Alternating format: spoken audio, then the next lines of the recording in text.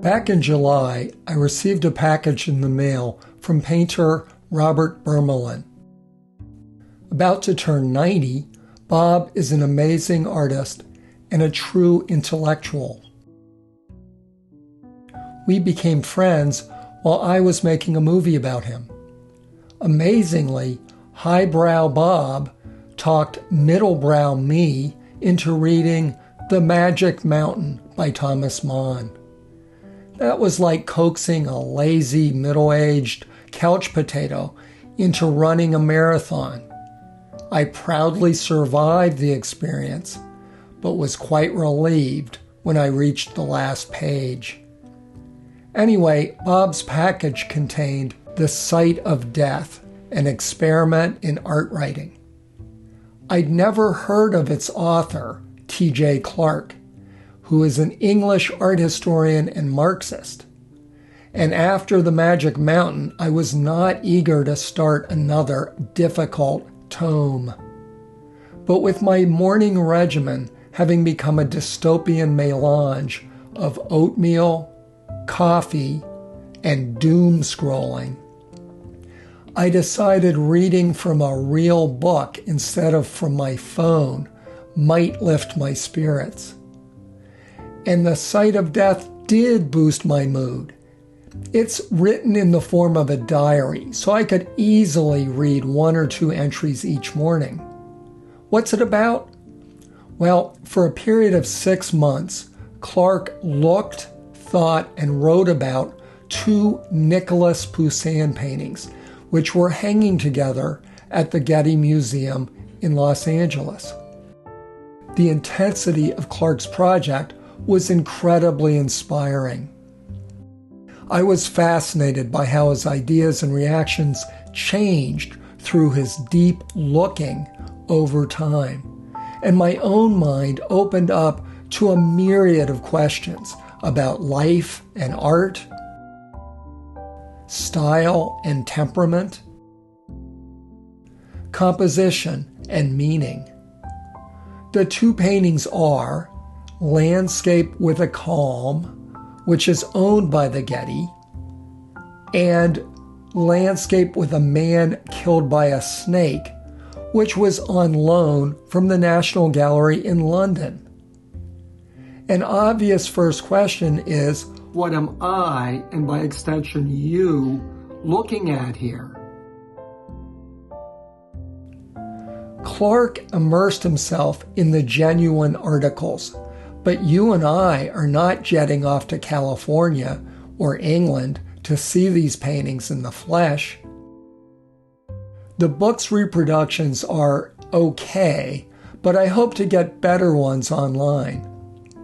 And fortunately, I did obtain high-res JPEGs from the 2 museums. Clark himself said that the experience of seeing the artworks varied greatly with the lighting conditions, which included skylights and artificial lighting. And these are very old paintings. Snake from 1648 and Calm from 1651. So they no longer look like they did in Poussin's 17th century studio. Calm still looks incredibly vibrant, but Snake, though expertly photographed by the National Gallery, has darkened considerably over the years. It's dark to the point that I could not even locate some characters that Clark was writing about, and only realized where they were when I found this engraving by Etienne Baudet. So, although what you will see in this movie is 3 degrees of separation from Poussin, video of digital photos of original paintings, I will not hesitate to digitally manipulate pictures to make them easier for you to see.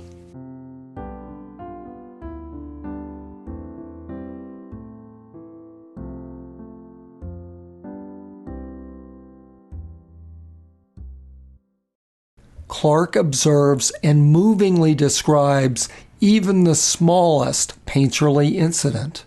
Here is an example from Snake. Right in the middle of the crisscross of greenery here, Poussin suddenly interjects a partial opening onto the sky, and not content with the offer of roof line and white light that this enables, he puts a marvelous tiny square of white into the architecture, as if finally we are looking at the sky through an empty or ruined window. Or maybe somehow a pane of glass is glinting in the sun. The blip of white connects with one or two others close by, picking out the sky higher up in the foliage. But the window is essentially gratuitous, profoundly unnecessary, unstructural. It is pure delight. Since my knowledge of the olden days of French history derives primarily from watching season 1 of Marie Antoinette on PBS, I had to do a little research to give you some background on Nicholas Poussin. As you listen to my account, here are some of his many wonderful paintings. Poussin was born in 1594 and died 71 years later in 1665.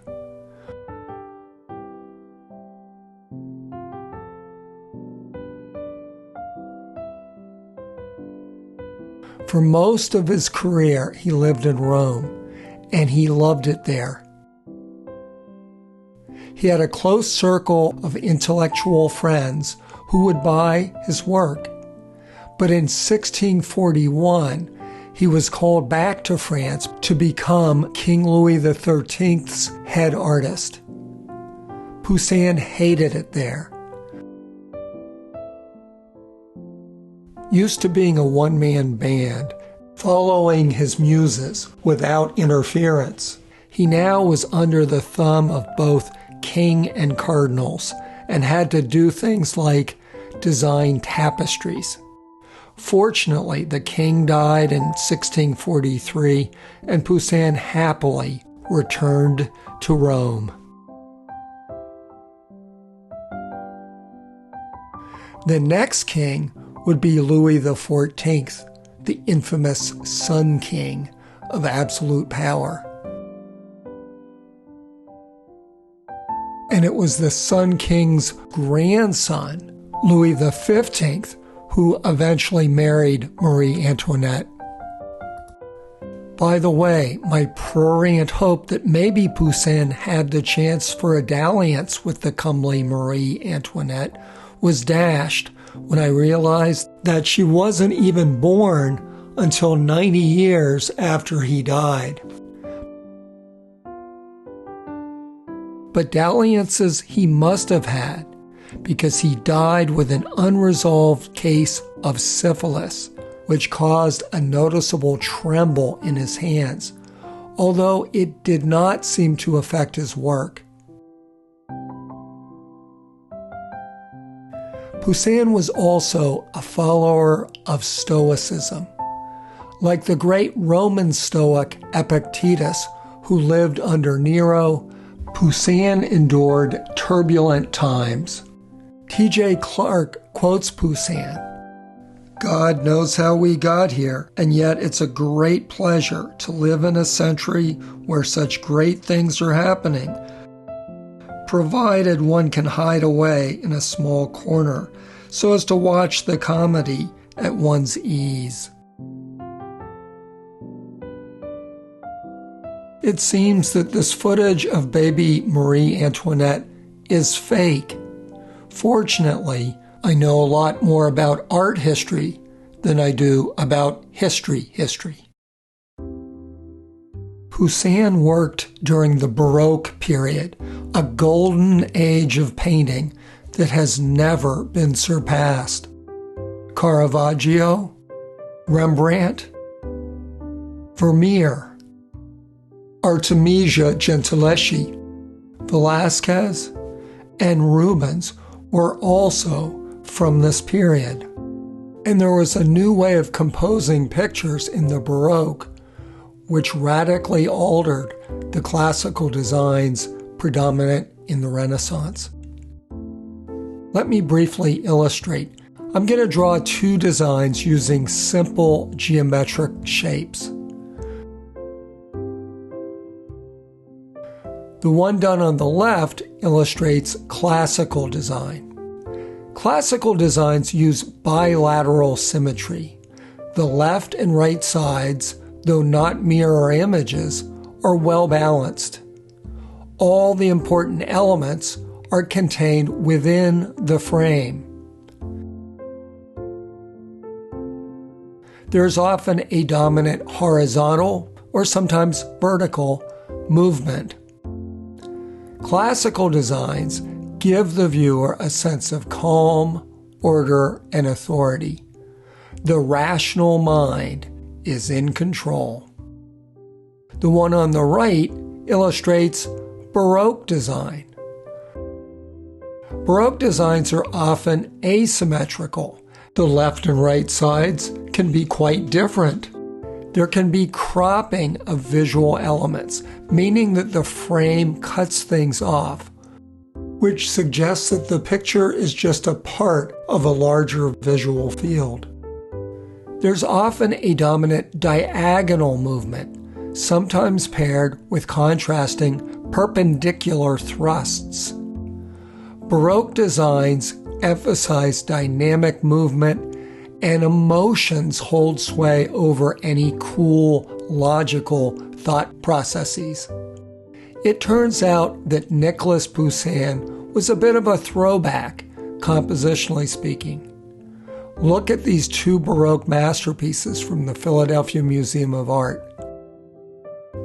Rubens' painting of Prometheus has all the hallmarks of the new Baroque design. But Poussin's Birth of Venus brilliantly uses classical design. As a Stoic, Poussin was generally even-tempered, but he could get a little bit testy.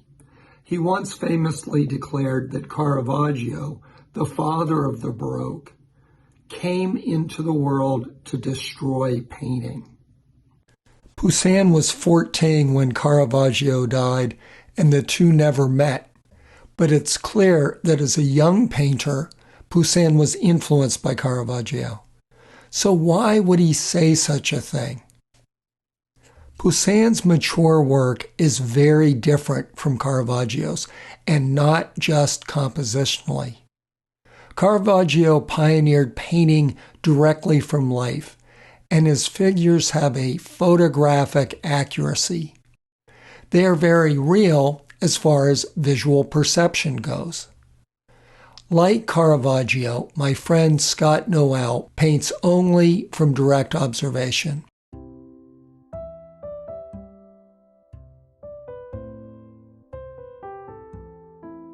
In this wonderful letter, Scott writes, Caravaggio paints the world before him directly and formalizes all the disjunctiveness intrinsic to a point of view, with all the contingencies of bizarre scale changes, occlusion of forms, discontinuities in spatial articulation, along with the eroticism of fruit and flesh brought to the illusionistic surface of the scene. Though Poussin could also paint very realistically from life, his stylized figures generally derive from drawings or little wax figures that he would craft, or imagination. In his famous self-portrait, you can see both these modes of representation. He painted himself from direct and highly accurate observation. But the mythological woman peeking out from a canvas is simplified and idealized. No woman in the actual world looks like that. So it seems to come down to two notions of reality. What is visually real versus what is philosophically real. Epictetus told his followers to beware the world's appearances. They are only semblances and not at all what they seem to be. I believe Poussin saw Caravaggio as just an exquisite eye, taking in the world's appearances. Poussin thought that a true painter should translate these appearances into something both beautiful and meaningful. What Scott Noel calls Caravaggio's illusionistic surface of the scene simply wasn't enough in Poussin's reckoning to capture the enduring truth and beauty of the world.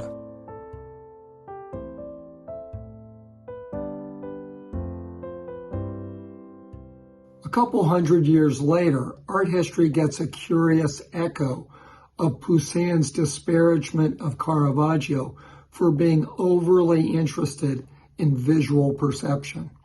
Paul Cézanne, a huge Poussin fan, rejected Monet's desire to catch a fleeting moment of time when light and weather were constantly changing. Cézanne instead wanted to paint the enduring structure of a scene in a way that transcended time and purely visual experience.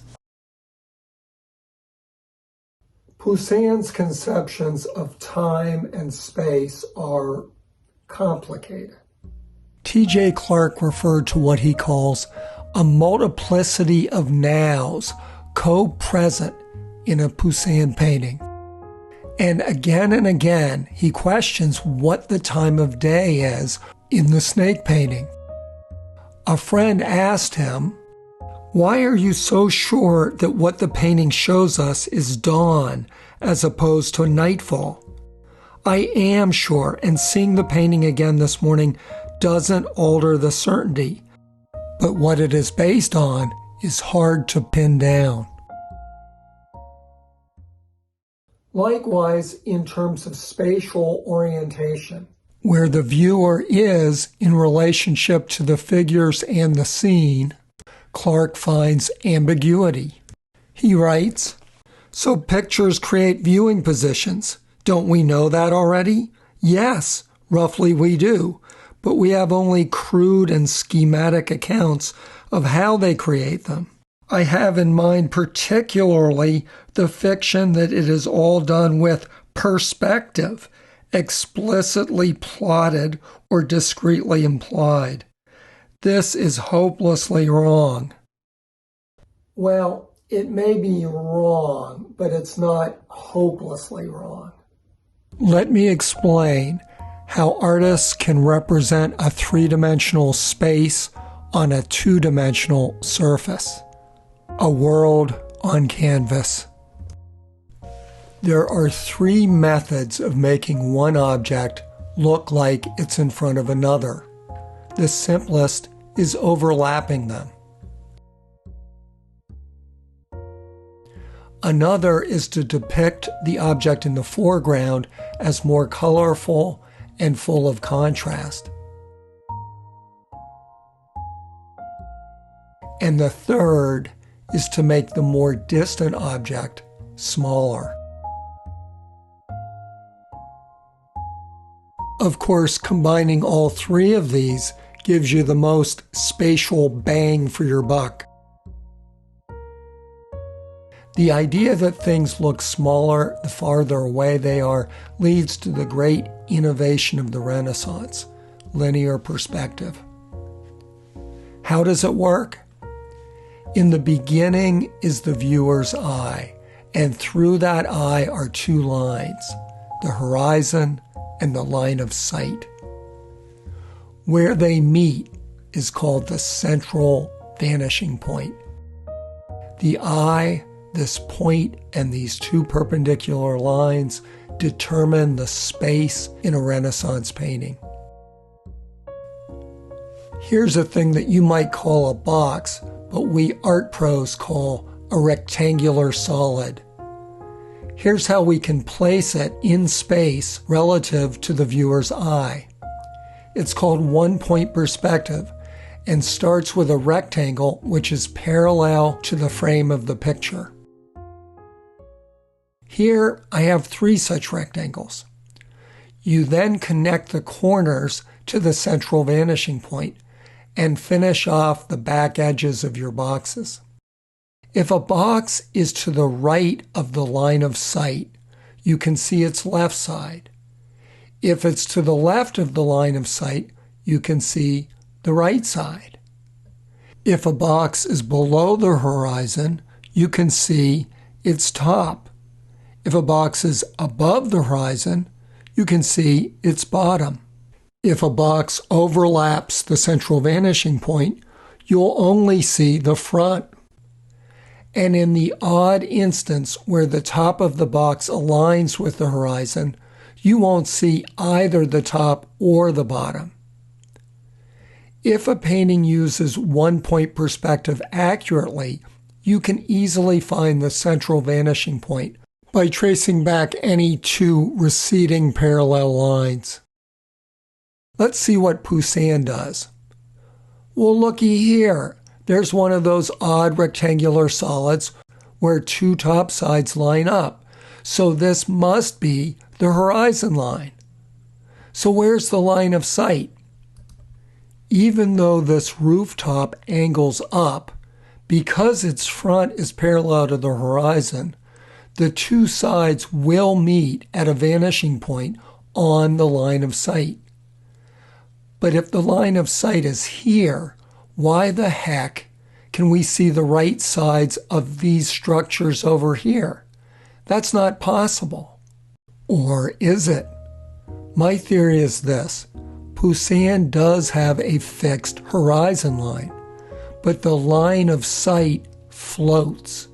As the viewer scans the image from left to right, following the shepherds and their flocks, Poussin brilliantly moves the line of sight to the right.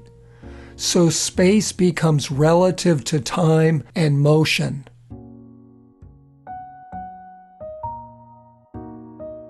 My friend Stephen Salisbury is an author and recently retired Philadelphia Inquirer journalist. When I showed him Poussin's snake, his immediate reply was, "What's the text?" Great question. Certainly, most of Poussin's paintings draw on stories from different sources. There's ancient history. Here, the Romans go out seeking girlfriends from the Sabine people. And Greco-Roman mythology. A favorite of mine has all the mortal folk that were turned into plants by various gods and goddesses. And the Bible, both Old Testament, here's Moses blowing a stack over the golden calf, and the New Testament. Poussin did 2 sets of the 7 sacraments.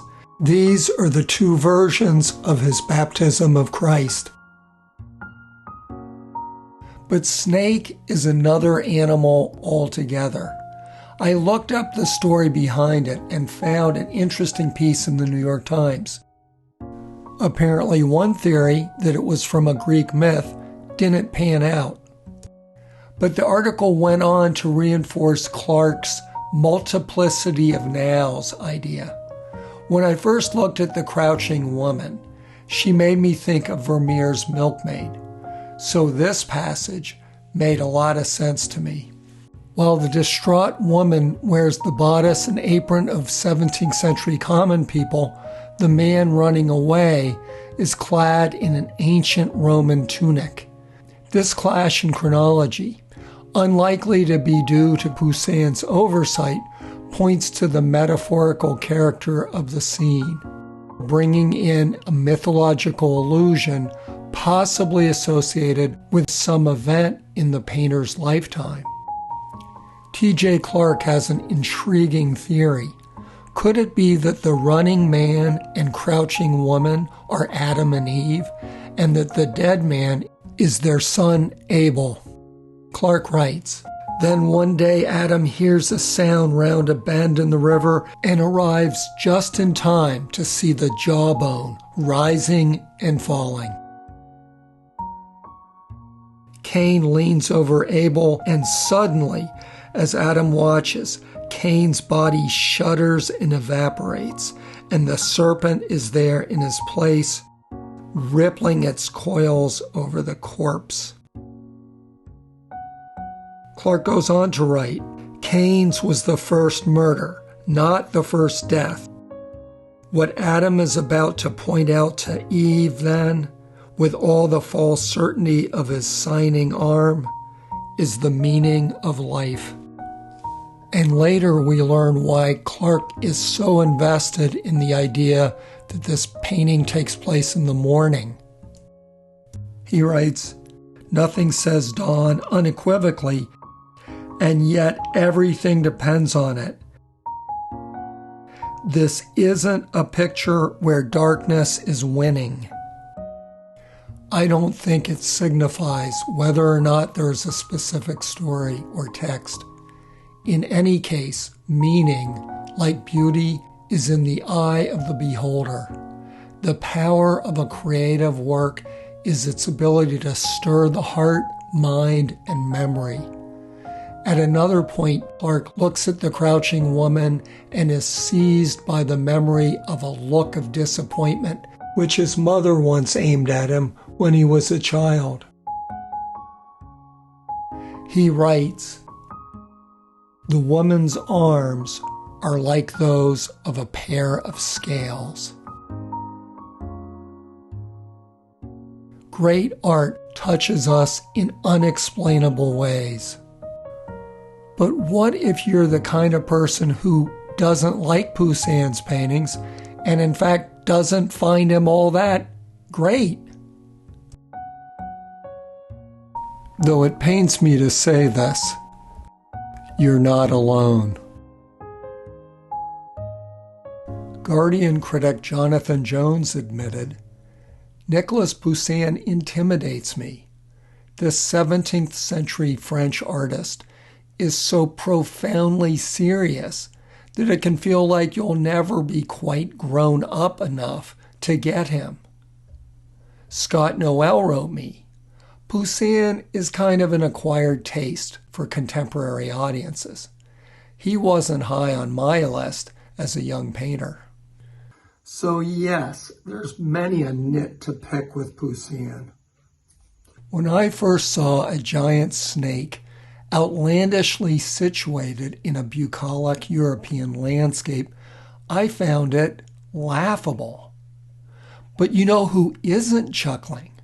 This English guy who was recently attacked by an 11-foot python not far from the Winchester Cathedral. Some people have mild aesthetic quibbles. My friend artist Tom Mallon said, my biggest complaint with Poussin is his figures appear altogether too positioned, adding, it's a sin I often commit myself. But occasionally the aversion is more visceral. Artist and critic Christina Waters wrote me, Poussin, you gotta be kidding. His work is such BS. A bunch of guys wearing togas, mostly colorless, and then there's one bright ultramarine cape, and over on the other side it's balanced by a bright red drape. Some of the paintings have guys with swords. All of them are stiff and boring. That's the woman's perspective. Christina, what an unfair stereotype. You probably think men go around obsessed with the Roman Empire or something. And actually, there are women who disagree with you. Bob Birmelin told me that his initial reaction to seeing a Poussin show was lukewarm, but when he saw it a second time with his wife Blair, an art historian, she totally changed his mind. And my friend painter Elizabeth Heller is a huge Poussin fan, much impressed with his compositional rigor. Plus, if stereotypes are to be believed, then perhaps the greatest Poussинophiles are Marxist English art critics, like T.J. Clark, of course, but also Sir Anthony Blunt, who died in 1983. He was surveyor of the Queen's pictures, the greatest Poussin expert of all time, and oh yes, a Soviet spy. But there must be many fine English communists in the anti-Poussin camp as well. Anyway, this brings me to the penultimate chapter of this movie. How the examples of Nicholas Poussin, T.J. Clarke, and those inspired by them can open a window into the creative personality. Are creative people a tad self-centered? Perhaps. Relentlessly, sometimes neurotically driven? Why have I made over 1,200 movies since 2007? Well, I love the process, but it's also because my mood nosedives if I'm not working on something. Are creative people often perfectionist? Definitely. Poussin famously said, "I neglect nothing," noting a tiny bit of missing visual information in a reflection. Clarke writes, "Because part of what makes Poussin great is that mostly he doesn't know when enough is enough. Maybe it's a relief to find him occasionally cutting corners." But Clarke finds obsessiveness in himself as well. Pointing out yet another tiny detail in Calm, the spot of light on a horse's back, Clarke writes, "I seem to be operating on the assumption that just pointing things out can and ought to go on forever. It occurs to me, not for the first time, that readers looking over my shoulder may find a touch of madness." The work ethic of most serious creative people is undeniable. Many, like Poussin himself, keep at it for the duration of their lives. I've made many movies about older artists who still work every day. But temperamental differences do exist. Many find a style that suits them and stick with it.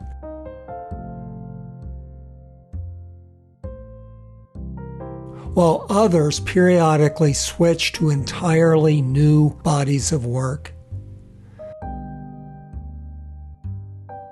Some painters want to hide their process and make the viewer feel like they are looking through a window. Others revel in how the physical presence of the paint embodies the image. Poussin himself talked about using different modes for different subjects. You can see how much more painterly Calm is compared to the more tightly rendered Sabine women. And there is that classical versus Baroque mindset related to what Bob Birmelin calls an open versus closed approach.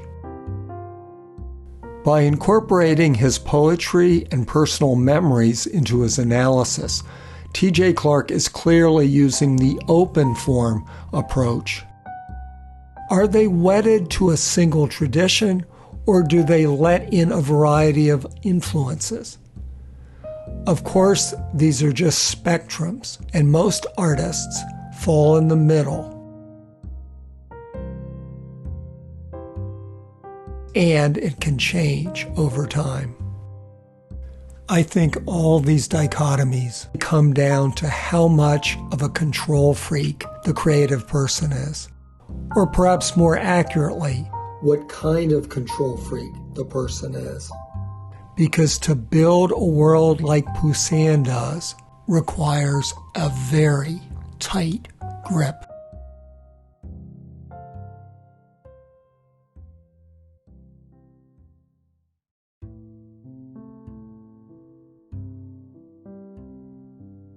An elderly woman did her best to restore this 19th century painting, but with horrifying results.